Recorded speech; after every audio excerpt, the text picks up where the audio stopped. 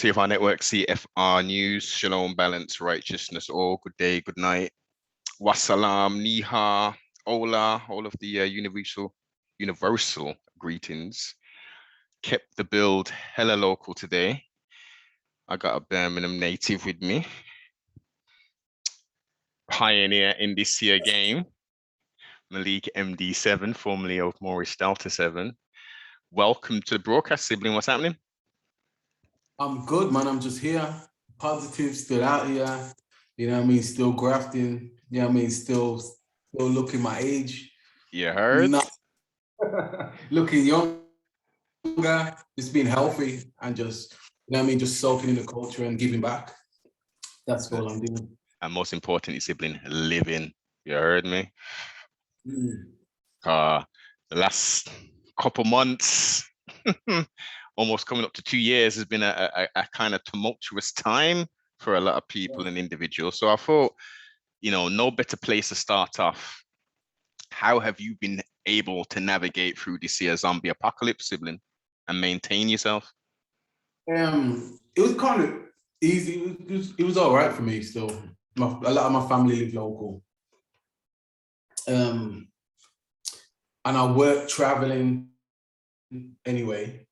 So, yeah. And I just still don't know my traveling I needed to do. All I've done is when I was on my airplanes, I had a mask on. And when I'm on trains, I had a mask on at the time. You know what I mean? I've still kind of done a lot of the things I needed to do. When everything was locked off, I got a bike, not for the man name, not for the artist around Brum. We'll be on the canals riding, recording some stuff, like whatever I needed to do to, like, you know what I mean, just do the thing, whether it's cooking, whether it's talking to all my brethren in America, Canada, and Caribbean and that. Yeah. I've done a lot of that, so I just made the time work for me still. Made the best out of the situation and think that's what it's about. I went Bulgaria in last year, August. I went Bulgaria, then Spain, Alicante, then I went Barcelona, and I went Italy as well. It was 2020. And the man's got his passport tatted up in the year of the zombie apocalypse, man, and fully on this thing. So traveling then, so how, apart from, as you say, wearing masks and all that there, did you have to go through you had to do all the crazy testing and stuff then, right? Yeah. I had to do some at schools, but it was just the one where they put it's just in your mouth and they just did a 20-minute thing. None of that shove up notes and I did that for quarantine. Yeah. But I looked for places like to go to and looked at what's going on when I go there and what's going on. So yeah, I went to the places where it was cool. I agree. Okay. So it's just a work still and seeing what you know what I mean. Could have tried to make it look like everything's locked off, but when you look into it, you know what I mean, you could do certain things. Yes. I have most definitely heard people that didn't sit on their laurels and were still traveling, doing their leisure thing and doing their business thing. You know what I mean? So yeah, man, give thanks to the Most High that we're still here, we're breathing. You know what I mean? We got the ability to think. And because if I was in my 20s, or probably if I never had pay, like, you know what I mean, I was, you know what I mean, on a brokers. Yes. It could be a lot different. So I thought about it and I thought, oh, if this happened in this year or this group of years, when we all together, it could have affected me differently. So I can see how it could affect people. And also, so the most important thing we got to add onto this as well is the growth and development you've gone through. You know what I mean? As 20-year-olds, you're just finding yourself, you know what I mean? You're just becoming yourself of sorts. You know what I mean? As a big man, you can sit down and hold the meds. Exactly. And because of my age and music and the stuff I was into, we thought this was, me and the man them thought this was kind of thing would happen in the year 2000. Yeah. So we were not fit back then. So it kind of doesn't feel like, kind of feels like we've already played certain things out in our mind already. So okay, it's a bit different. So that's a good place to start it. That's a good place to start it. So everyone knows that you're, you know what I mean, man's busting out bars, spitting hella game, truth, righteousness, some gutter stuff, but you know what I mean, man's been on this thing. As you've just alluded to, clearly your thoughts in regards to the year 2000 came from a place of research and knowledge. So like, where do we get the thirst for that knowledge, and what kind of school of thought was you in at that time, sibling?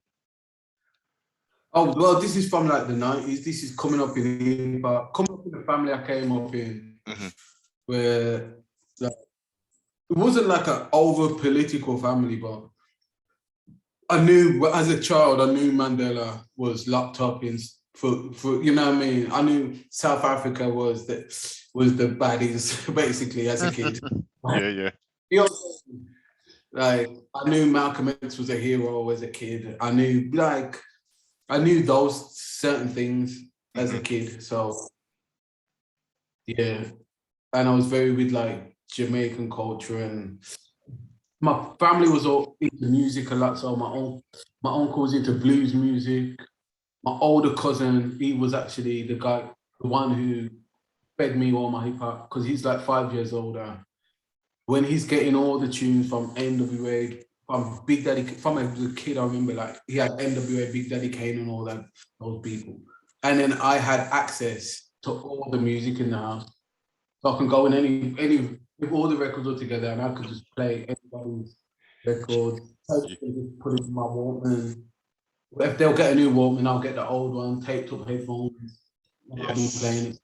Old school. Man don't know about no Walkmans and shit, you know what I mean? So yeah, that kind of it kind of just opened my mind to the different things, because growing up in a house with my granddad died in like 1985, and then my grandma's had 9, like basically 9 siblings in the house in their 20s. Right. So you know what I mean, there was only me and my older cousin that was 5 years older than me. So everything they watched in the 80s and the early 90s, we kind of soaked it all in. Yes. You know what I mean? So your peers, your immediate peers / family and siblings were all a lot older than yourself, so you had wisdom of sorts just thrown upon you, and you just soaked up game. Yeah, not even so much just bit soaked up game, because there's game that came, especially when they got into their 30s. But just being around my uncles and aunties, and my mum had me like at 16, so sorry, 14. So I was around to see her and my uncles in their like 20s and all that. Like I remember being when they came in from the school, to see like Eddie Murphy Raw and things like that. Right. Yes. Odeon cinema times, right?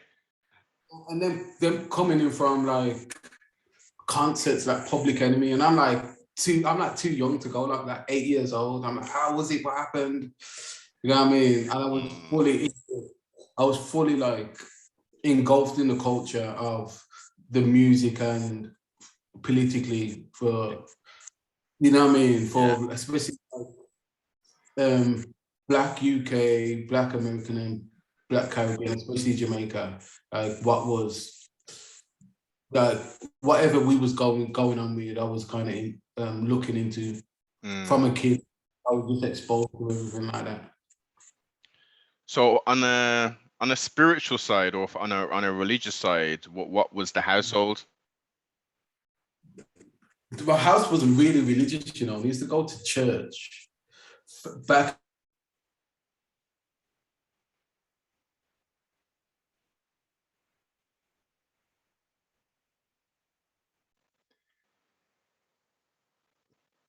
Well, the family wasn't so much religious. We used to go to church at one time, like as a kid, but it wasn't like the family wasn't like, yeah, Jesus, Jesus. It wasn't like that. But it was basically God overall, and you know what I mean. We was taught respect of religions. So like when I pass this, there's a Sikh temple by me. Sometimes when I pass there, I put my hand on the step and touch my heart with it, only because I see Respect. and see to be cool with me. I've read in one of the first Muslim friends when I was a kid told me something about in the hadith, Muhammad said, if you're right-handed and you get out to the street and you're taking a piss, use your left hand. So there'll be, you know what I mean? Just that type of thing. Little things I just picked up from different. So I remember there was different. I've seen different books in the house of different Islam to Nation of Islam to books like Bhagavad Gita, one of my uncles would have, and you know what I mean? So we were kind of open on that kind of level. Yeah, for sure. So when you start to come up and start to, to get out and, stop out past 10 o'clock and stuff and become a teenager and stuff, where we're still obviously engulfed in hip hop and stuff. And I guess these times we're talking early mid 90s. What was our focus then? Was more on the East Coast vibe then times, right? But still both. Yeah. That was quite well. It was both still. I was East and West. Bless it. Okay. But at the time, I think at that time, early 90s, I just kind of just went off course and then just started like, that was when like Young Burgers and Young Johnny and crime wave came over the whole city, and we just after a while, I remember just waking up every day. You just grab your knife and go out and rob people until you come back home, and that was me for a few years until I got, you know what I mean? I've done other stuff. I wasn't just about that, but because everything just went like that, seemed to go like that in Birmingham, and the more I kind of got out there, I'm seeing, all right then. Yeah. And I was a person who has to go anywhere. And I'm and a lot of the Smithwick guys, some of them didn't want to go certain places. So I'm like, fuck it, I'm going. From Smedrock to Greens to H, you know what I mean? So it was a thing where it was good, because by the time I came into rap, there's certain people that just see me around certain places that it just made it not like, who's this geezer? Or even if they didn't know me, they see me in certain places, so my face was kind of recognizable, and it helped when I got into music. So what would talk to us about that? How did you link up Cypher and him and make that? Cypher around the time I was finishing, before I was finishing school, I think, and he was starting record. He was recording. He was doing stuff from before me. But I came up in a musical house, so there was my uncle's in a band. I come from school, and there's like a live band playing in the attic. You know what I mean? And it could be different music, because my uncle be like, he'll have his reggae band, and then he'll be a drummer for a rock group, like an indie rock. Yeah. So there's a 4-track and instruments in the yard. So all my first tunes, like I remember looping up my first tune, Mr. Brown, Bob Marley, because he's got like 8 bars without no singing on. So I just looped up that and rapped on it on the 4-track, tape to tape. So that's from like 13 years old. I was doing that, but it wasn't a thing. I didn't do it properly like that until I met Cypher. It was more of a fun thing. It was something I wanted to do, but it was just, I didn't. It wasn't.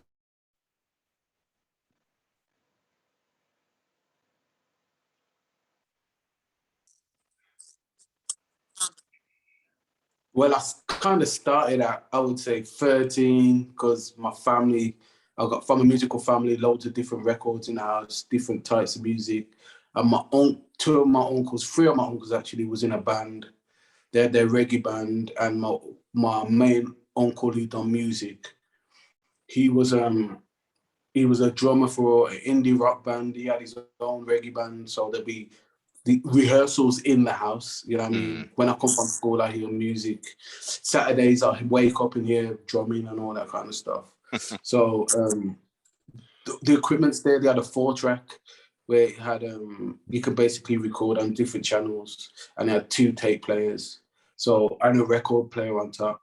So the first thing I've ever rapped over was me. I sampled Mr. Brown and Bob Marley, and it's got like 8 bars at the start. So I looped it up tape to tape, and then like rapped over it.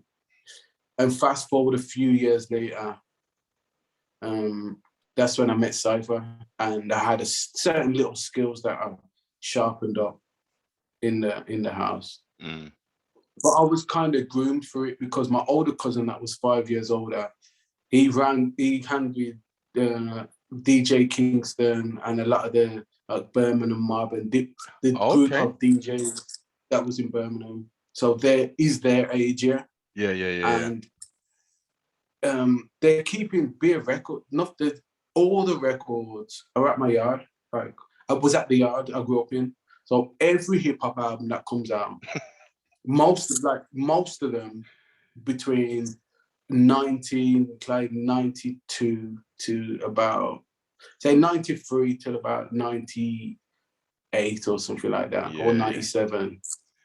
That's when the decline of vinyl was taking place. Yeah, but nearly everything I remember, like the singles, every album, and I just remember that I could just play. The album would be there, because they'll just do a tape of it for their Walkman and then put the record there. So I could listen to so much music in that house, from Phil Collins to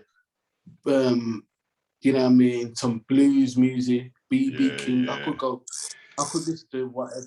And then when I heard samples, I'll have a family member that's from so and so, and then play the track from a kid. Hey, so you didn't need to go. You didn't need to go to Tempest Records and shell out £80 a week and all them thing there to get no damn vinyl and all. I was too young. I was a part-time. I was kind of too young for it, and then it was all because my cousin was in a group called Criminal Damage. Yeah, this is a long time ago. Yeah, and they had like sound clashes with other rap groups. It was mad. And basically there was a big, like, the circle of DJs. I was a little kid. I wasn't part of the circle. I was just a little cousin that sometimes tagged along. But I learned a lot of stuff, a lot of hip hop conversations. I remember I was there for, and just listening to, you know what I mean? Yeah. And so my hip hop knowledge is a bit different, because I heard people talk about certain things. I bought all the Source magazines and read certain articles that, like, so I remember hip hop a different way than some people do. Source magazine, Murder Dog magazine. Yeah. I was fully just immersed in the whole thing. Like, that was my sport. I wasn't into football, basketball, or nothing. Like, it was my sport. I hear that. I totally hear that, man. Sleep, eat, and drink hip hop and rap. Yeah. Yeah. So I would say 16, 17 is when kind of met Cypher, and Cypher brought me to the studio and started to record. And I started to record a few bits for Cypher, and we started a group called Lyric Bone Click. And it was like 9 people, like enough people. Then I'd done some work on a project called Black Samurai. And in that time, but before you go further, Malik, yeah, was there what connection did you all have with MSI Asylum? we didn't really have a connection with them still. There was slightly before us. We were good friends with Tactics. Like, it was all respect, like, you know what I mean? You see them at. But like when we come out, it was kind of on the back end of them. Okay. But they were the group that come before us that, like, they still, I think they still set the scene good, because it was early. Remember, it was early when a lot of them groups them times never really had videos or main singles. It was like, it's like America, like New York hip hop back in the day, where you had to be in the dances to hear man really spit. For real. You get what I mean? Yeah. So because they came in that day, I wouldn't say that they got their real props as a group, only because, like the Furious Five, Grandmaster Flash, all the rappers around that time, didn't get their props because everything was on tapes, and they didn't make records so much. Where when MSI first come out, they were more straight on the mic, just damaging man, more live shows and things like that. So they came slightly before us. Don't get me wrong, they still had tunes out while we was out. But they did set the scene in the way of a Birmingham group with Northman. Yes. And they're not dickheads. They're not, you know what I mean? So I have to respect them for that, because when we came out, we had that same consistency was there of that. You know what I mean? It kept Birmingham reputation good for that. 1,000. So what made the name change? Where did we get from? What did you say? What was the first name? It was like Lyric Born Clip, but that was just like a crew kind of name. Yes. Yeah, I know a group called Lyric Born in America. Yeah. Mm-hmm. So then Jay came out with Moorish Delta 7, Moorish, because he was reading about the Moors at the time. Did you get into? Here's a question. At the time when you were studying the Moors, did you go any further and look into the Moorish science of Temple of America, MSTA, and Norwood Juali and all that? Yeah, but not at the time of Moorish, the MD7 conception. Okay. Yeah. It was just more about the concept of the more of people coming from, like, we come from the Midlands, and we're gonna drop culture to the whole UK. Yeah. And you know what I mean? The same way the Moors did. That's why it's called. That's why it's Moorish Delta, and the Delta is the fertile land where you can grow something. So we was like, yo, we can grow something here. Grow, you know what I mean? Like the hip hop scene and culture. Okay. And 7 is the divine number. So yeah. Yeah, man. I like the breakdown. Not just a name. See, people just come up with names these days. You know what I'm saying? They don't have no meaning or nothing. Yeah. And just and it was just the whole thing. It was just like, okay, black people in Europe dropping knowledge and civilizing people. Like, yeah. You know what I mean? That's what Moorish Delta 7 means. Basically. Civilize the savage. But or just bring civilization and culture, and you know what I mean, spices and rhythms, and you know what I mean. Yes. Yeah, all of that. Yes. So do you feel that Brum accepted you and embraced you at the time when you was that collective? Yeah. And reflecting back on it now, and so much time has elapsed, do you still get the love? And is it from the older generation or the generation that would have been there at the time? Not so much. It's more the generation that came afterwards. Okay. So all the Bigsies, K Colks, all that generation of rappers, yeah. That's why I've got tunes with the Gigs, Cake Hope, Rex 32, Professor Green. That's why I've got songs with all of them, because I was a person that they were watching when they were coming up. It's more the generation younger than me, even the grind, even the younger grind guys, because the guys my age, it's sometimes a bit different. Yeah. But the younger guys, from a few generations downwards, and younger artists from I'm around them, and we like, even if they just hear tunes in the studio, like new music, or we just do ciphers together or whatever. You know what I mean? That respect is always there, because man still got skills. So it's like, you know what I mean? You already know. Pardon self. You already know the thing, man. Okay. So that's I can rap with a younger. And they'll be like, oh shit. Then look me up and be like, oh shit. Mama's been hard from back then. That was, you know what I mean? that was from a Birmingham perspective, or Midlands perspective. Now, on a wider scale, I'll ask you the same questions at the time.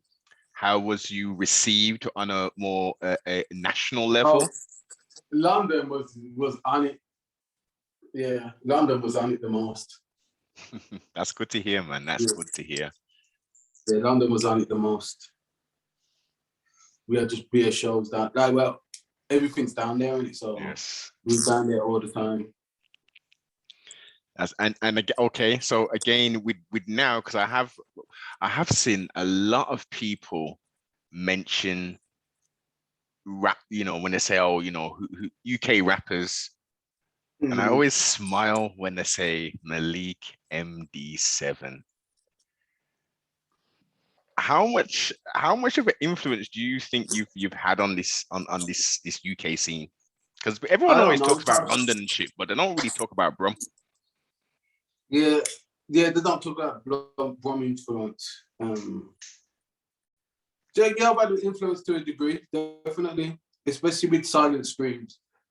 A lot of people was influenced by that. Even like people like Young Spray, Joe Black, and all that, like inspired them to drop their thing. And listen, this is what it's about, man. This is what it's about: telling that story and inspiring to have that creative thought, to spark that creative thought, even to try and say, okay, yeah, man, how can I top that thing? You know what I mean? No, it's a fact. Yeah, it's a fact, man. It's like, yeah, man. But I think those days were special in a way, because there wasn't a lot of people doing it. Definitely not. Yep. Okay, then. Okay. So Moorish Delta 7 in 2021. Yeah. How big do you think that would be now, with all this, with what the you mean, like, come back? Yeah. Well, even just a fresh, like you not having your conception in the 90s, but having your conception now and coming out. I think it would work now, definitely, because when we came out, we would like some of the views, especially concerning blackness and black pride, that we had then, wasn't a UK widespread thing. Nah, not at all. Not at all. We were looking like, you know, like in like them comedy films where they have like the militant black guy. Yeah. We was that. We was that for so many years. We was like, it was like Raspek mixed with fucking, Raspek mixed with like ZZ Mills. Yeah, back in the day, where like people couldn't take that opinion. Yeah. So I think it would work better. It would work better now. 150,000%, and also because it was always mixing a bit of the street with the knowledge and that. And that's one thing I respect, because you know, it's all about that balance. And of course, Man has been through the thing, but it's not just you going through the thing, it's about you coming out the other side. So, you know what I mean? Let's tell the story about the whole picture.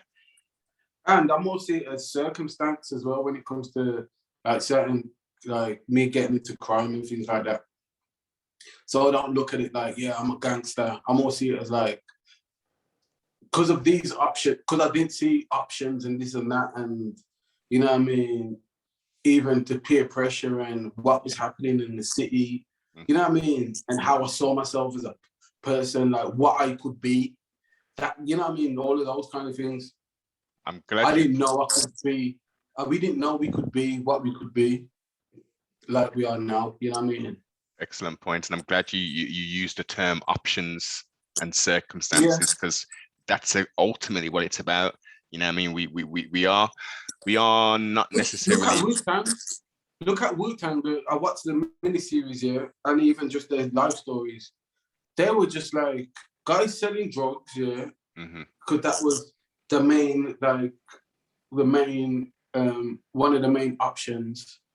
But still, there was into kung fu movies. There was into chess. You know what I mean? There was into 5% knowledge. There was into certain things. Yeah. And they brought that with them. And then RZA's like a straight director nerd, like really, like. But you could, like, especially over here, being from a Caribbean culture, that's even more rigid. Like, they was into comic books and everything, naming their albums, Iron Man and all that. You know what I mean?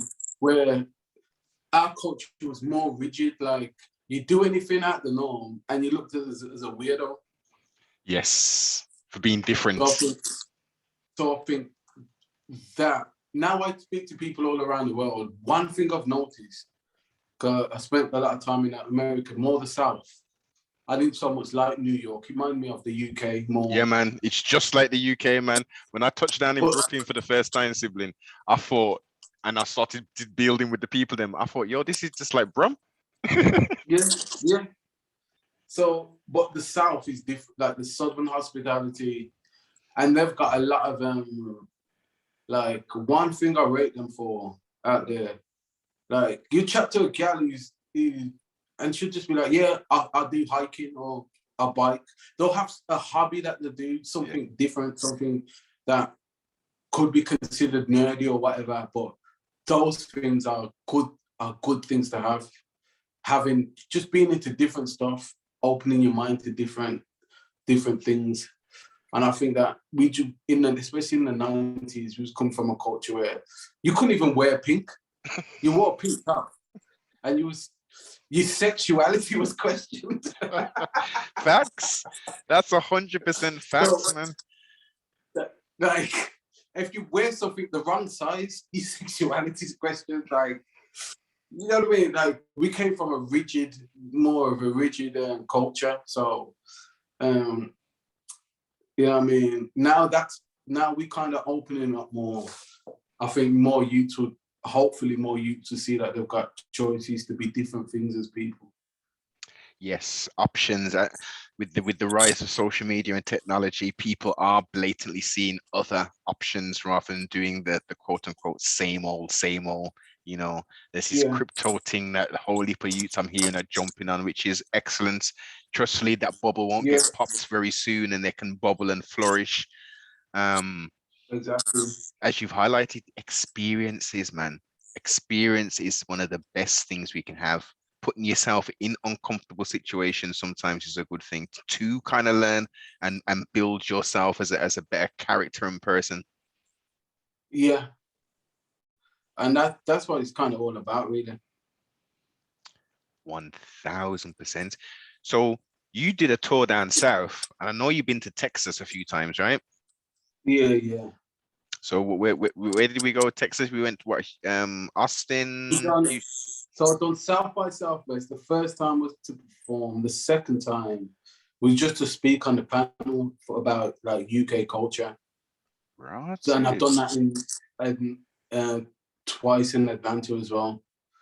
And okay, rewind. I don't just skip over that, like I say, Anna Norton. So you performed at Southwest. Hey, Yeah, South by Southwest. We what done like what was that like?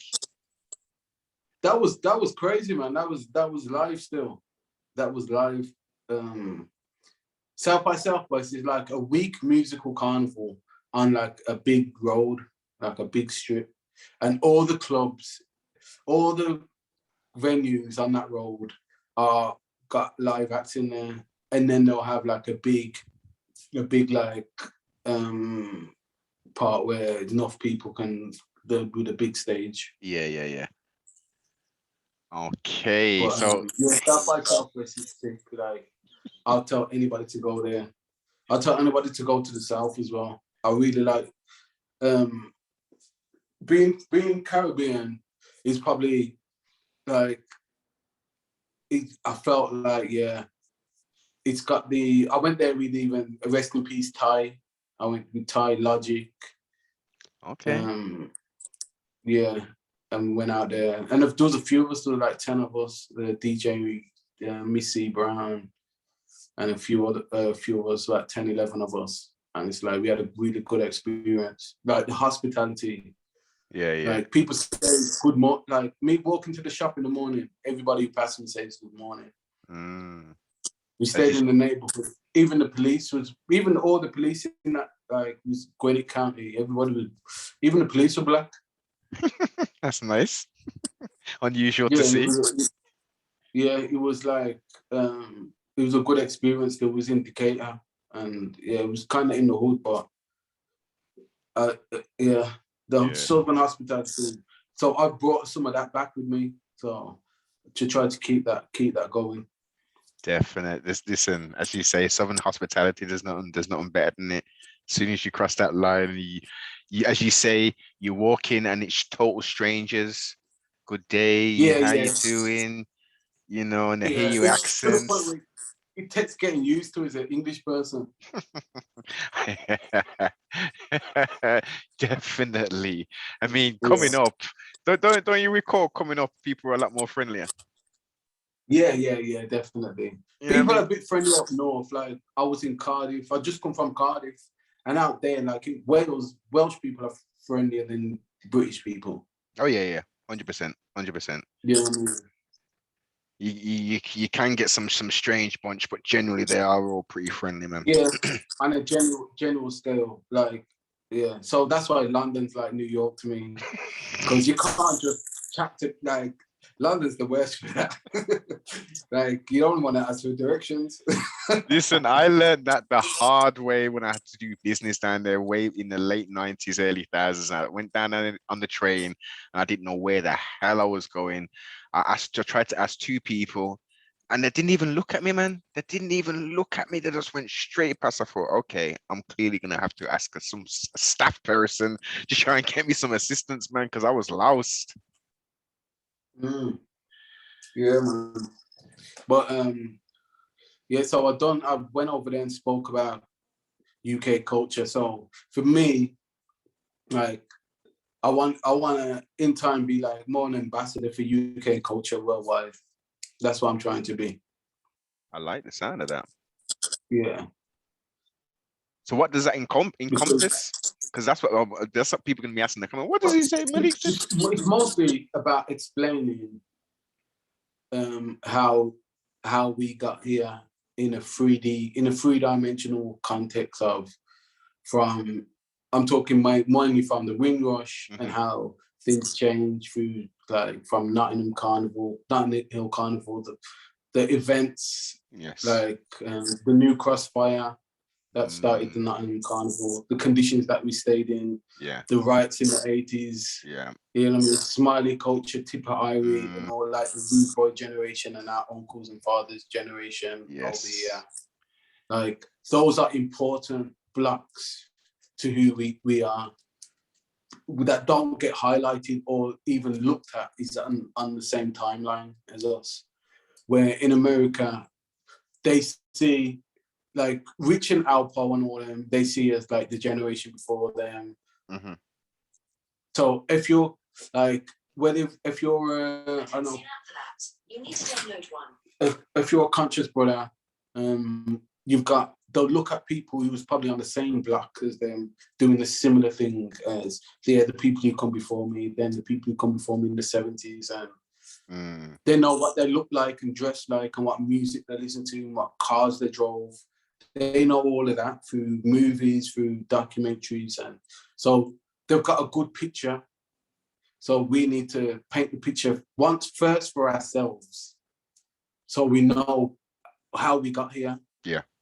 In that kind of way, and how we evolved to this.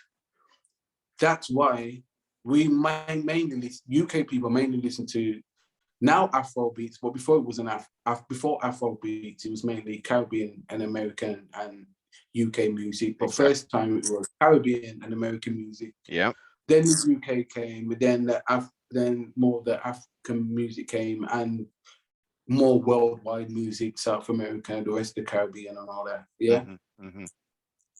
But that's the reason these things are coming into play, and we get to know them and like them, because we're starting to learn about their culture more and know, and it's just, so it's not a vacuum. So, all right then, if we watch like a Brazilian rapper, what's happened?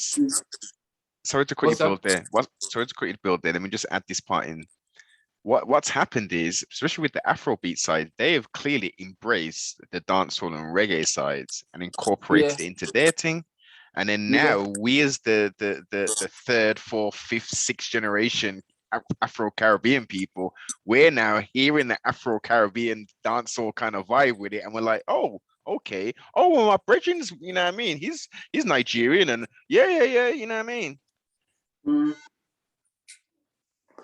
So it's close now to the point where, all right then, culturally, like a girl whose parents are Jamaican could now be like, yeah, I'm more Czech, Ghanaian guys and Nigerian guys. Like, you'll hear a girl say that.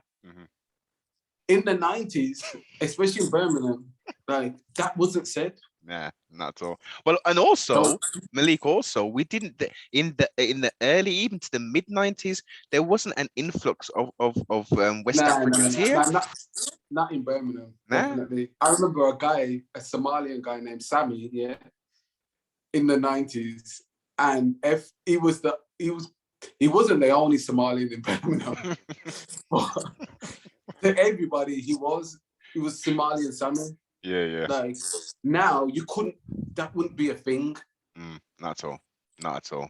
Ukrainians, Somalians, Sudanese, you know what I mean? So everything. It's changed, and that was like, pardon me, early 2000s that kicked off. Yes. Yeah. So that's why London culture is a bit different, where we were just like Pakistanis, Indians, white, Jamaicans, and other Caribbeans, and then other people from like other places, but it was mostly Indians and Pakistan, and like Jamaican, and then like St. Kitts, Trinidad, a few people from a few islands. Montserrat, don't forget Montserrat, man. What's that? Don't forget Montserrat. Don't forget Barbados, Grenada. Yeah, all of those. But still, Montserrat more came after the people from Montserrat more came after the volcano. 95, 96. So there's little different times of different influxes as well. So, but there's always been the rest of, mostly Trinidad and Barbadian and St. Kitts. We haven't had. So one thing I noticed about New York, what I like, they've got all the Caribbeans there. Yeah. So you'll meet people, Panamanian, like dark-skinned black people, just Panamanian. Wasn't that a trip though, sibling? When because when I went to, pardon myself, when I went to to New York in the late 90s, and I was seeing like Puerto Rican people, and they were like, to me, they were black people, but until they started speaking with the Española, tones and all that, I didn't know nothing about no Afro-Latino business. All I knew from obviously the television, if you was from one of those places, you were like a light-skinned kind of person. You know what I mean? So that was like a mind blower for me. Like, whoa, of course, black people are everywhere, right? Yeah. And plus, like, see, so just even like meeting Haitian people, and people like just Haitians, Cubans, Panamanians, and all that. People from Belize and that, you know what I mean? Yes. Where we never got those influxes. Mm-mm. And those different twists on the Caribbean culture that they've all got, whether it's a French sort of Creole kind of style, whether it's the Española kind of thing. Yeah, so it's a thing where it's like, so there's a lot of time, I used to do this, I used to do this with everybody else, before I used to travel a lot. So I used to have this big pride, like, we know everything, UK is more closer to Caribbean than any other place, you don't know nothing. And then I'm looking like, hold on, we ain't got, like, I can't go to I got beer Jamaican shops around me, loads, but I can't go to a Trinidadian, I can't get other Caribbean food. Nah. Jamaica is the dominant island running things over here. Unfortunately, you might be able to get one or two Bayesian sauces or something like that, but so for me, from I opened my mind, I thought, this is what we like. I can't be too boastful about that like I used to, because I realized I had a lot to learn about the rest of the Caribbean, and the Caribbean's a big place. Well, look, the Grenadines, St. Vincent and Grenadines, how many islands are containing? I dated this girl that was from where was she born? Is it Guyana? Yeah. Central in the Caribbean. South America, right? Yeah. No, it's a not she was Guyanese. Yeah. It's Caribbean. Yeah. They're like the amount of soca and like they're more they're extremely Caribbean, like extremely to the point where you're like, wow. But they just didn't have the influx to they just didn't come over to the UK. In masses, because they're more towards like South America rather than up where so and then they more got the New York link. So they more go to New York. Yes, that's it. All those like even like Belize and all that, they will go travel up there versus coming over to the UK. Yeah. It's a mad thing, man. It's a mad. We all either, and this is the crazy thing. It's either three places we go. We either come to the UK, we go to New York, or we go to Canada. Yeah. It's either New York, Miami. Sometimes we go other places, but like New York State, tri-state. So, but still, my brother went to Compton. It was like all the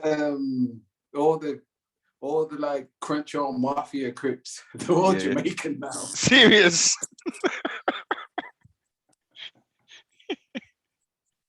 So it's a mad thing how people move around and things change.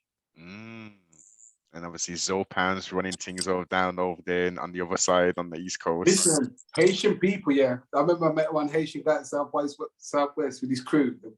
Like 20 Haitian guys. I mean, he's like, I'm Haitian.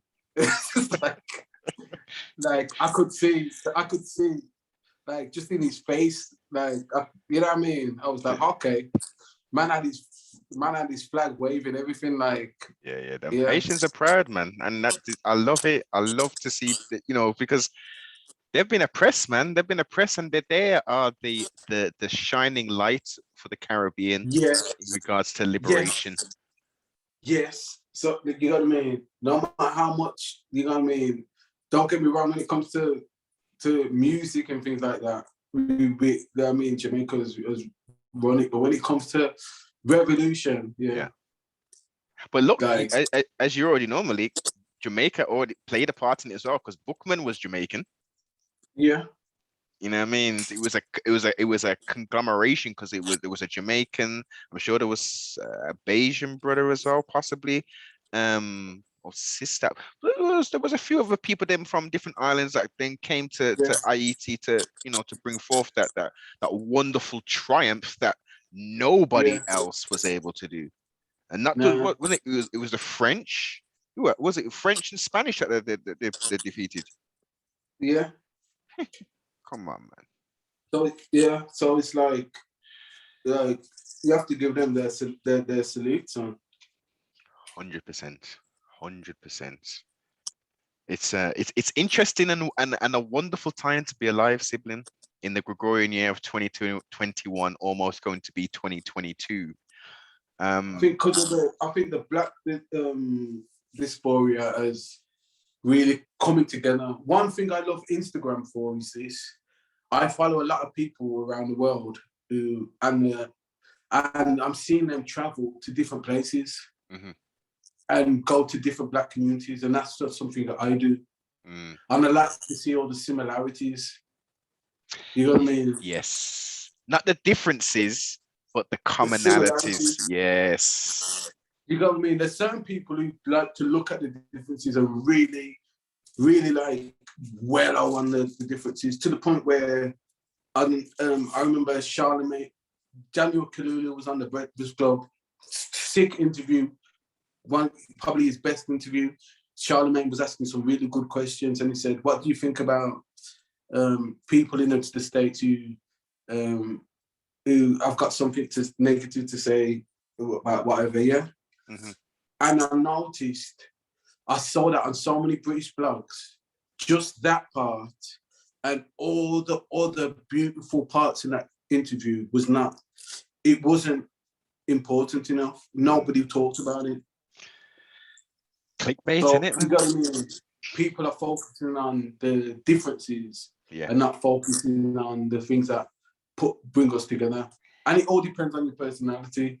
So I'm a person, when I go to certain place, everywhere I've gone so far, thank God, touch wood, you know what I mean? I've been received well and carried good energy and linked up with the people on the same kind of wavelength. Don't get me wrong, there's haters everywhere, there's this and that everywhere. But from you walk with a certain energy. When you go to different places, you would attract the people with the same energy. You see what you said about the energy? Light attracts light, sibling.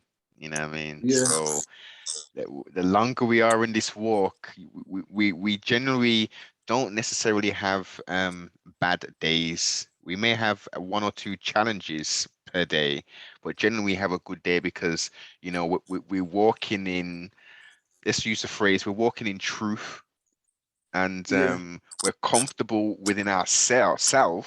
So that is like, that radiates a certain frequency and a certain energy. And when that energy is about, you know what I mean, you're either with it or you ain't with it. Simple thing. Yeah, no, that's a fact.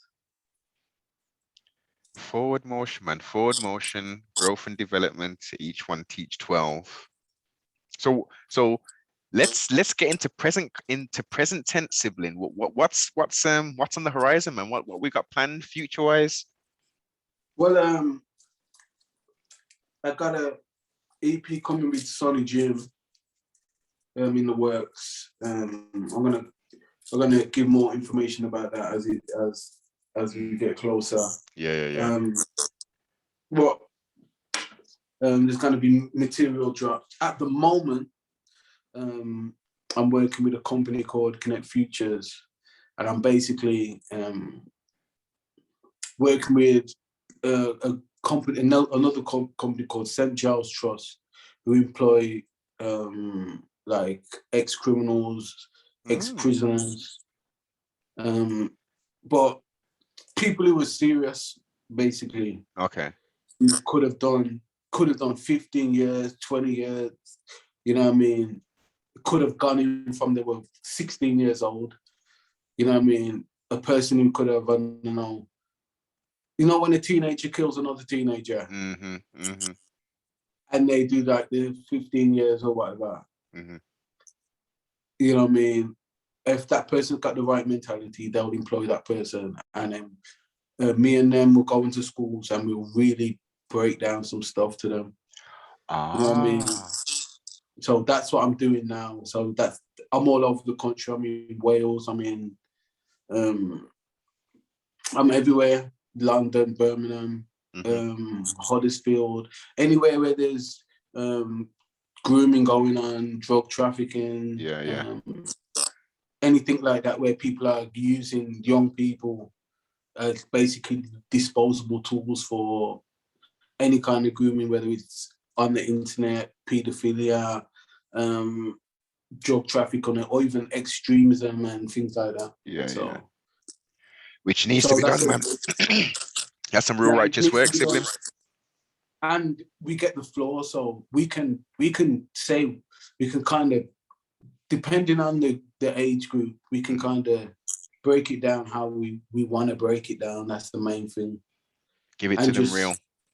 Yeah, just letting them know that, like, I love hip hop. I love violent hip hop as well. I've got, like, don't get me wrong, I love my conscious stuff, my smooth stuff, my old school, new school, club, this and that. But I've always got a lane, and I've always got time for the Conway the Machine type rappers. I've always had time for them from Big L days, from before that. Yeah, from NWA. Yeah.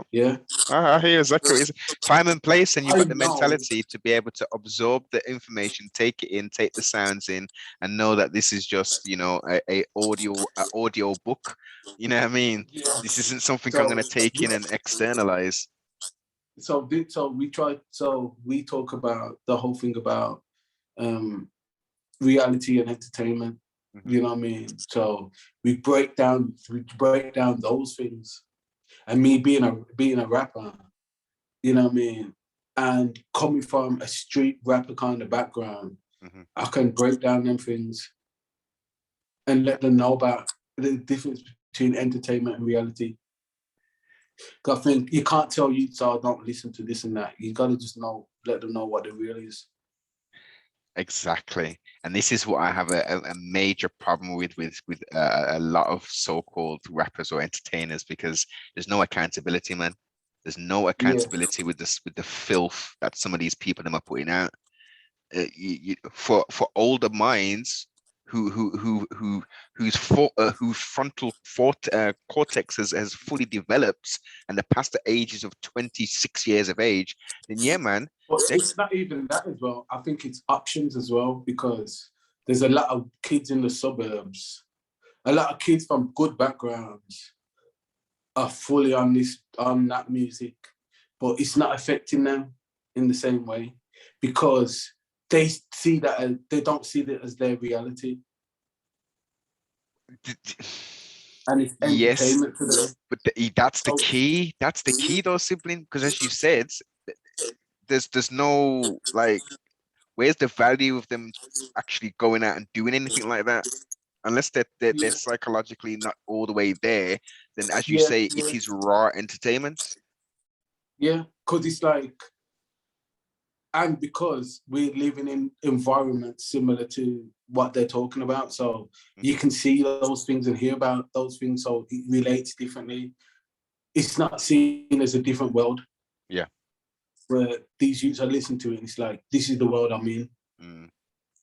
And they're not seeing they're not seeing that entertainment and reality flip, where the youths from the suburbs or the youths from a certain kind of household are gonna see it differently.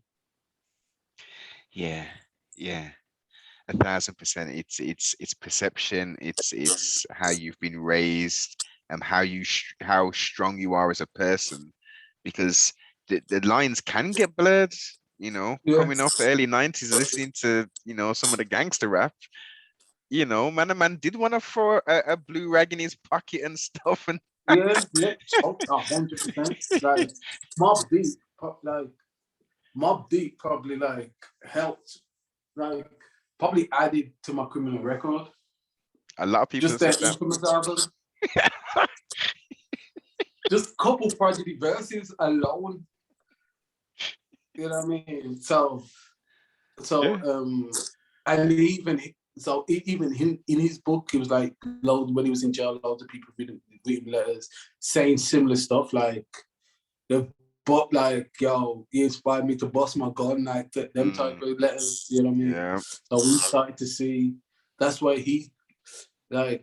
But there's a way to chat raw and street, and still have certain violent elements in your music and everything, but but it's a bit different. Yes. There is this line, because there is a line, especially when it comes to age, like an older rapper. Mm-hmm. Sometimes an older rapper rapping to an older audience, like a Griselda. It's a bit different. It's seen as rap. And then there's like the road hip hop. That's like, yeah, they're really doing this. Yeah. And they're really doing this still right now. And that, you know what I mean? That whole like, yo, I used to be like this, but every time I'm in interviews, every time I'm talking, every time I'm doing stuff, and still it's on my albums. I'm talking about my kids, talking about where I want to be. I'm talking, you know what I mean? But a lot of the older rappers have this it's more self-defensive rap, like they're in a city or a state where they legally got guns, and they're like, yo, anybody walks in my yard, you get shot in your head. And I'm cool with that on music. I'm like, you know what I mean? The self-defense type rap. You know what I'm saying? It's like, because it's still part of entertainment. Like, you still want to hear, I still want to hear gun bars. Of course, of course. Look, man, listen, we come up on that thing, man, of course, but it's being responsible with the gun bars in it, or it all depends. A lot of the time, it depends your age, the age of the artist, and how they, like, a person could have all of that, all the violence in the music, but there's certain lines here and there that kind of cancel it out. Yes. Yeah, those are the clever artists who are able to either. The Butcher does a lot of that. Sometimes he does. He go like I'm drug dealer, this, that. Yeah, I was the drug dealer, man. Yeah, a lot of the times he does that, but there's still like when it, like he had a line where he's talking about certain stuff, and then he's like, because I wouldn't eat until I got to school. I wouldn't eat until they feed me at school. Yeah. And it made some of the other stuff he said, what he was talking about, what he was going through as a kid, what he was doing. Yeah. So when he said that, it's like you see the picture. Yeah. He's painting the picture. This is what I'm saying. Painting pictures, man. Painting the vivid pictures, the pain bars. You know what I mean? You got the pain bars along with the clapping, because with the pain comes the clapping, and then sometimes there's some sunshine and there's some smiles. You know what I mean? We gotta mix it all in there.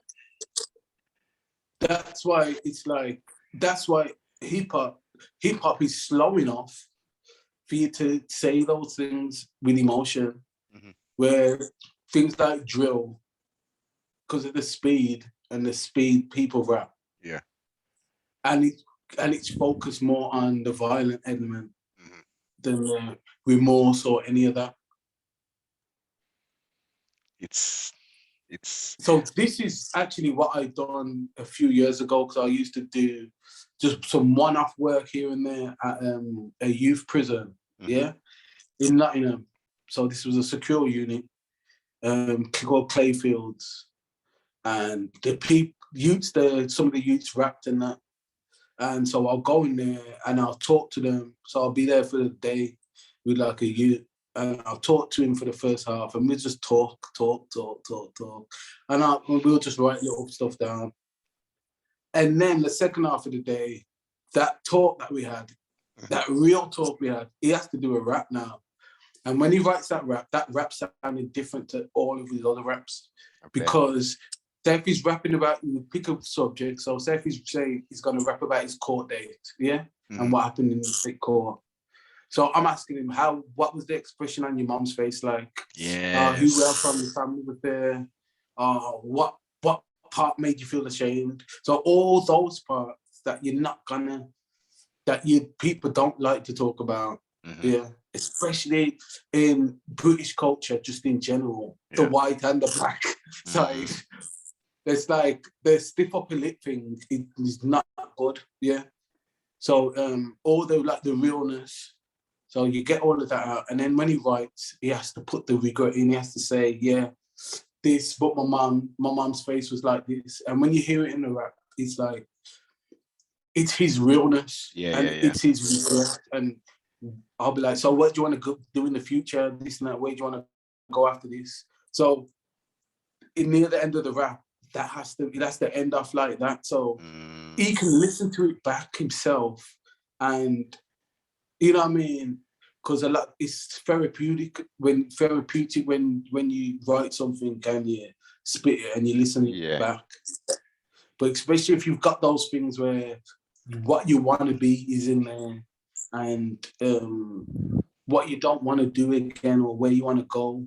That's why rappers like Drake got so far with certain positive, like, you know what I mean, just certain positive stuff that he comes with, where it's just where it's he's going somewhere, he's moving forward. This is what I want to.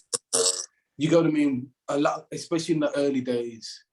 Party music, man. What's happened to what? I want to be successful. Like that's his chorus. You know what I mean? I just want to be successful. That it motivates people. So it's like, and speaking things into existence, isn't it? Also, you know, the power that words have, you know what I mean, are tremendous. But before the words even become into existence, to start with them with the thought in the mind, in it, you know what I mean. So that's as you're doing, it's about changing the thought process. You know what I mean. So that's why. So for me, if I started to go into prisons and work with youths and go to schools, and sometimes I got 500 kids in front of me for an hour and a half to talk. So it's like, because I started to do that, it did make me ease back on the music a bit, because I'm like, I'm still traveling. It just felt the same. I still go hotels, wake up in the, you know what I mean? It's still the same. I'm in different cities, but I just perform in the morning and day, and not the night. But I've still got a message to say, and I could say it however I want, and it's not all serious. I have jokes in there. I've got everything. You know what I mean? Yeah. I'm not trying to bore people for that long, but that's so a key thing. Malik, the key thing is, as you say, it's to come across authentic and to deliver the message in a real way. And to obviously to interject some humor in there, because once you've left that hour and a half, like what did that actually mean to them? Unless you've actually hit, you know, it could have just been one sentence that you could have said, you know what I mean? It could have been that raw joke that you said that made them think and then take the whole of that hour and a half in. Even little things like, yo, put your hands up if you get butterflies in your stomach outside, when you just don't. And it's like, as a teenager, you get that enough. And then some people really put their hands up, some people know, like I wouldn't say butterflies, but there's a feeling that you can't explain. And then more people put their hands up and say, yo, as a teenager, sometimes as you feel this and you're in a certain place, a certain car with certain people or whatever, yo, divert somehow, like make an excuse to, you know what I mean? Come out, you know what I mean? Walk a different way, go, man, let's move from this spot. You know what I mean? Like, nobody's going to tell them that stuff. And sometimes it's having the courage and within your convictions to say that, you know what I mean? Yeah. Like, that's why I think it's called brave. You know what I'm saying? Like, you know what I mean? The building resilience. You know what I'm saying? That's why it's called brave. Where we tell them a very important word in your teenage life is going to be telling people no. Yes. Like, it's going to take lots of courage for you to do that. And that's going to show who you are. Like, you know what I mean? It's a vital part of any young man or young woman's life who's in between the ages of 12 through to like 16, 17. Yeah. Like, and as you say, so many opportunities, so many things are put in front of your face. And a lot of the times you have to say, I'm not about that. And trustfully, you're surrounding yourself with a circle who's not going to put you in a situation where you have to say no. They're going to be like, hey, nobody doesn't really get down with that kind of thing still. So when we're on that thing, we're going to leave him out of it. Yeah, so we talk to them like that, because if you're from certain areas, yeah, you could be, your family could be ganged up. So I'm like, we tell them like, have the courage to be like, I'm not on that. And so you could play football or basketball with certain man who's on job, but if they know after this football, like, we're not, if we ever come to your house, we're not bringing nothing to your house. Yeah. Or for me, play football, like, we're not bringing none of that around you. Like, if you have to be in those situations, and it's like, that's what you're around. At least be, you know what I mean? So it's about the nuances that kids just hear the big, bold, don't do this, don't do that. And they don't hear about the in-betweens. So, you know what I mean? It's about the in-betweens for us. So that's what I do, like, that's what I do for like half the year anyway. The righteous work. But it's rewarding still, and I get to do it how I want to do it. I get to dress how I want to dress up there. I want to just do what I want to do, you know what I'm saying? And trustfully, make that change, innit? Make that change Yeah. in you know, and it doesn't need to be an immediate change in regards to look, it's a total 180 to how there was, but it's about getting them on that level to actually examine themselves and think, oh shit, you know, do I need to keep on doing this stuff? Like, you know, do I have the options? What are my options? You know what I mean? When I leave this thing, am I just going to link up with the man them, or am I going to go to Timpson and make them try and hire me up, or you know what I mean? Or am I going to do the entrepreneur thing? Or am I going to make t-shirts? Am I going to become an electrician and work for myself? You know what I mean? There's always options, man. Tell them like, yo, if you make the right moves, it's like, to the ones who like 16 and that, like, yo, in like 8 years, you could be earning more than like anybody in your family. This is it. Easy, really. And it won't be that hard. Really, truly, isn't it? For real. Especially if you know what I mean? You're not from a wealthy family. And if you are from a wealthy family, that means you can still do it, because it's even easier than sibling. What's that? It's even easier than sibling, because you've got a financial springboard to wherever you want to get to. Yeah. So but that's the key. The key thing is not, as you say, the one word or the two words. Don't do that, dear. It's, you know what you could do. Just slug it out for 4 or 5 years. Here's a roadmap, yeah, and at the end of this roadmap is your own success. To however you want to do it, whether you want to own your own yard and do this and do that. But look, this is how you want, if you want to get to where you want to get to, this is how you do it.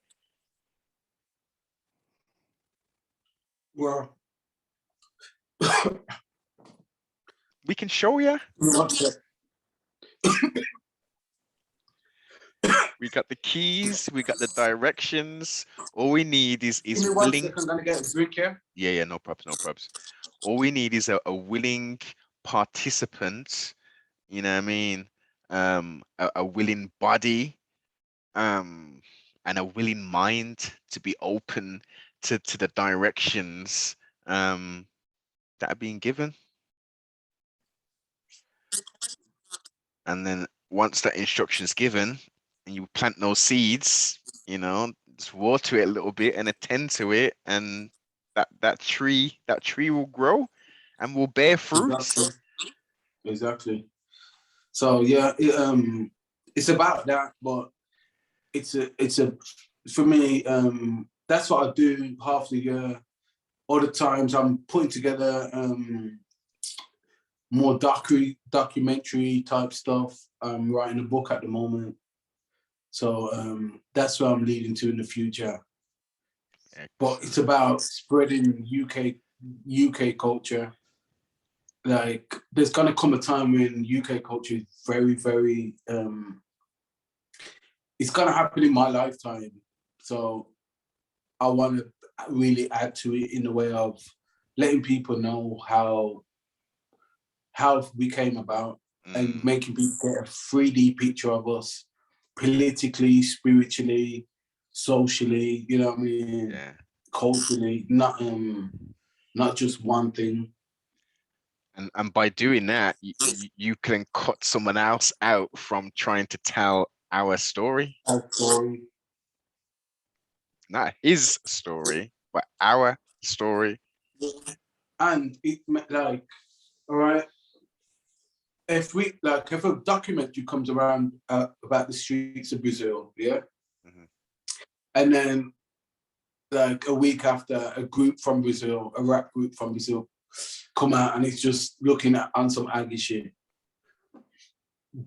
We gotta look at that, and that documentary authenticates everything that these guys are saying. So because we ain't got that over here, no, like there's documentaries that there's rap albums that I've listened to from people from different places, that there's documentaries that came out like recently that authenticate what this person's talking about then. I see what you're saying. Yeah. So we have to kind of but they're just knowledge or interviews of people that authenticate what that was going through. And also what it's doing is it's taking a snapshot of history. Yeah. And immortalizing it, because as I say, like 10, 15, 20 years down the line, you got someone else saying, oh yeah, I was with so-and-so and this is how it went down and blah, blah, blah, blah, blah. So yeah, we have to document our stuff and put it in the right way so people know how we got here and how we evolved. Most definitely. How Jamaican culture got so popular here. How when Africans first came over, sometimes in the 70s and the 80s, how certain things they weren't clicking with the Jamaican community at first, and how that's progressed, and you know what I mean, how that's gone full circle. Like none of those things are out there. It's a topic, I think, and if you're going to cover that in a documentary, that needs to be a documentary in itself. You know, the relationship between Caribbean, Afro-Caribbean people. No, but that's a whole massive subject. But yeah, just man. in the way of, just in a mini subtext, you could do it through artists and being like if I was talking about that subject. When it got to and they showed people like Stormzy and all the artists in the UK from African backgrounds, it would just be like, yo, they've come forward, they're killing. You listen, you know sibling, not even just music, in every form of entertainment. The Western, all the managers and everything. Everything. Even the managers. Like you want a manager in London, yeah. He's probably gonna be Ghanaian. Straight. Yeah, and man. That's a good stereotype to have. It's the cycles though, sibling. It's the cycles, because it's everything happens in cycles. Like at the moment, like the 80s seem to be the thing now. So everything's all retro and 80s, 90s kind of style, flexy, musically, clothing, fashion wise, all that kind of thing.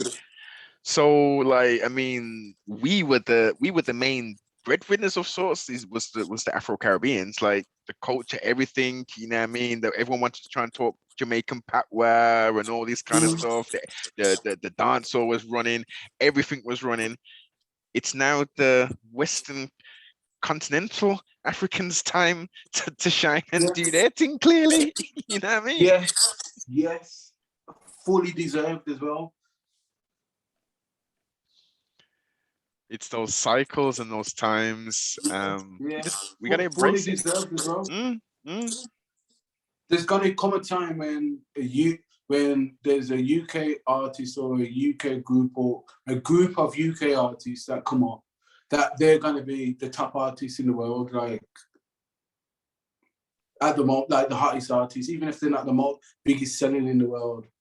One of them's gonna be kind of the biggest selling, one of the biggest selling, and then there's going to be about, from one boss like that, there's going to be about 5, 6 that are going to be doing good. Breakfast Club or whatever's going on at the time. They're going to be on all. They're going to do all those rounds. That's what we need, man. That's what we need. Yes, that's going to happen. You know what I mean? At some point. Actually, internationally, I have to say,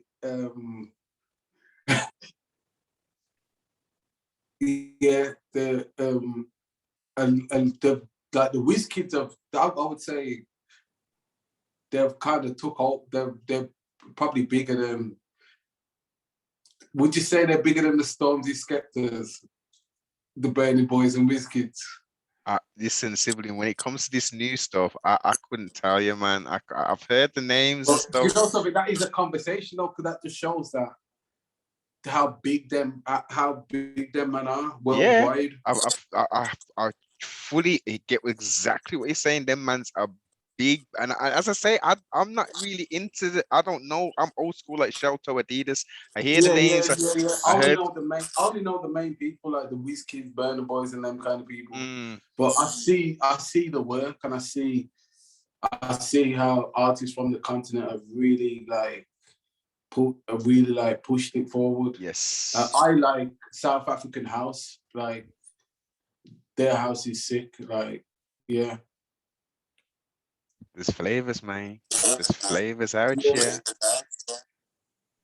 So I'm just glad that everybody can enjoy our different flavors, and we just have to look at the similarities and put. You know what I mean? If we're going to speak about the differences, we have to speak about them sensibly. Yes, and for a proper purpose as well. I mean, what is the point of highlighting the differences? Like, what's that achieving? You know what I mean? Is that moving us forward? Unless it's spoke about in a certain way, like, oh, this is why. You know what I mean? Like, in an explanation way. Exactly. Yes. 100%. 100%. So, sibling, as we wind this build down, it's been an excellent, tremendous universal build. I've got 2 questions for you. Go ahead. First one, have you had fun today? I did, actually. Yeah. Traveled back from, I woke up in Cardiff, traveled back down.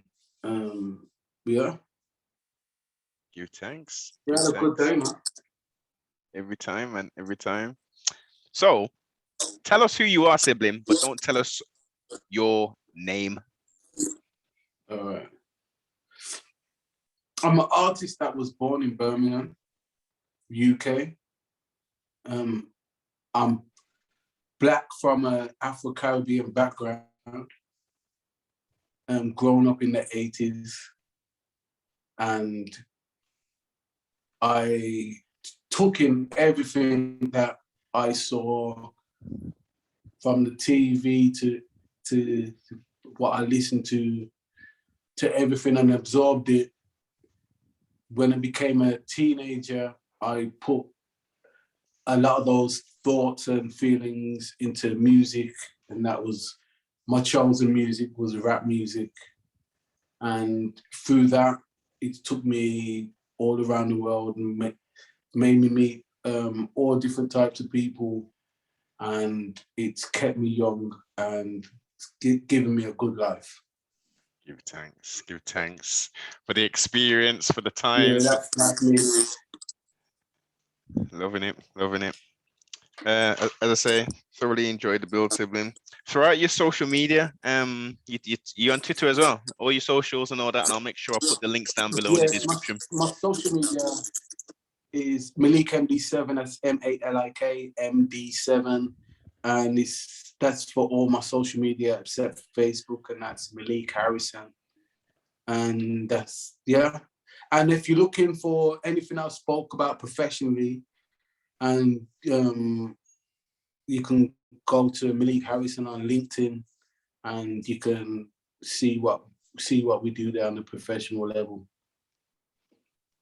Give thanks, as I say, I'll make sure. Music, check the other socials. Definite. As I say, I'll make sure I have the links below in the description. Make sure you go over and follow if you're not already doing so.